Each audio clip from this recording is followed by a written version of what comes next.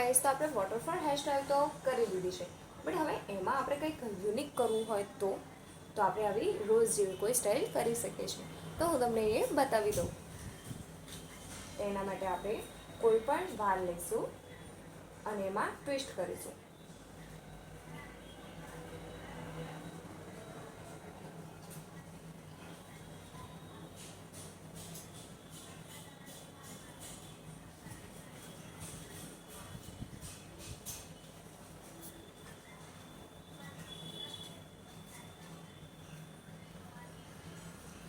અને હવે થોડાક વાળ લઈને આપણે એને ઉપર પુલ અપ કરીશું.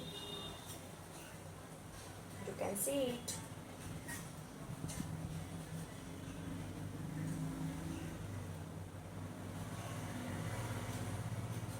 તો થઈ ગઈ ને એકદમ મસ્ત રોઝ ટાઈપની સ્ટાઈલ. મેં સ્પ્રે યુઝ નથી કર્યો અને યુપિન પણ યુઝ નથી કરી. So you can see how it was looking.